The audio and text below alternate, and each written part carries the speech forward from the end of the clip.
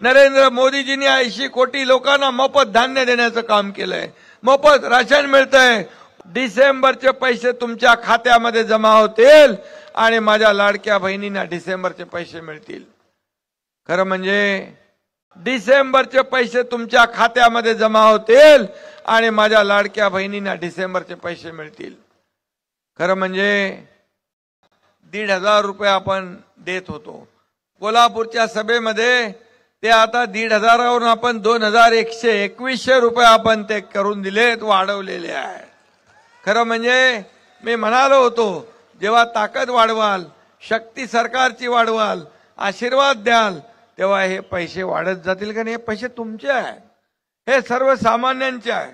आणि म्हणून आम्ही लाडक्या बहिणींना ओवाळणी जेव्हा देत होतो, भाऊबीज जेव्हा देत होतो, तेव्हा हेच विरोधक म्हणत होते, का भीक देताय, का लाच देताय, का विकत घेताय। आणि आता या लाडक्या बहिणींच्या मुलांच्या तोंडचा घास पळवण्यासाठी, हिरावून घेण्यासाठी हेच विरोधक कोर्टात गेले।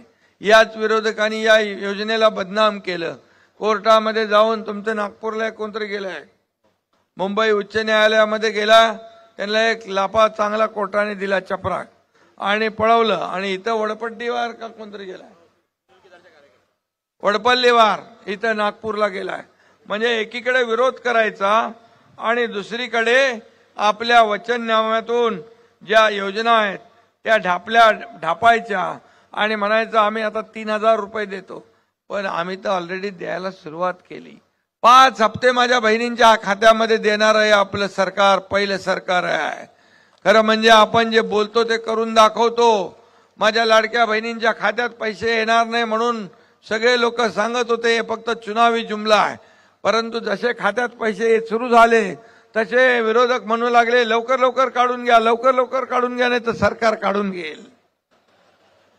अरे देणारं सरकार आहे, हे दोन्ही हाताने देणार आहे।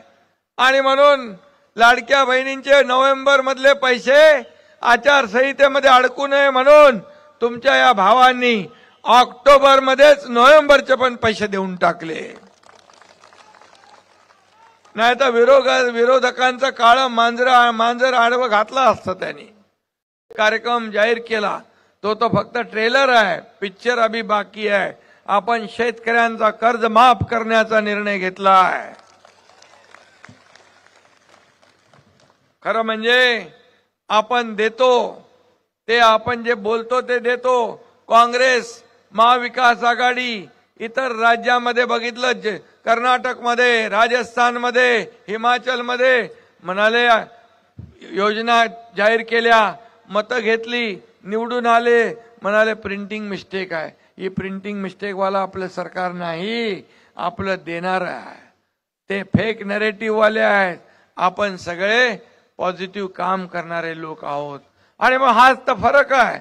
आणि म्हणून त्यांना एकच मी सांगू इच्छितो, तुमच्याकडे धानाला बोनस पहिला किती होता, 15,000 ना, आपण 20,000 केला, आता 20,000 केला। येणाऱ्या पुढच्या काळामध्ये नरेंद्र 25,000 रुपये आपण केल्याशिवाय राहणार। खरं म्हणजे ह्या सगळ्या योजना सर्वसामान्यांसाठी आहेत, सर्वसामान्यांना न्याय देणारं हे सरकार आहे।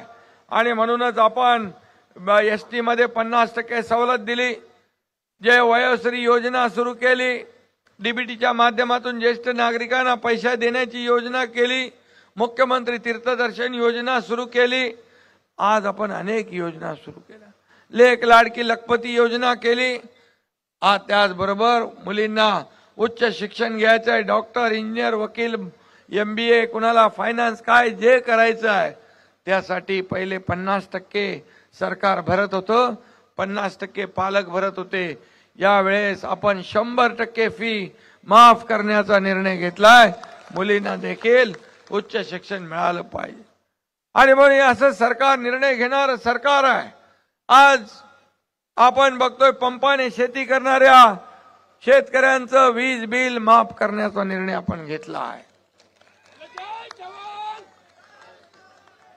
आणि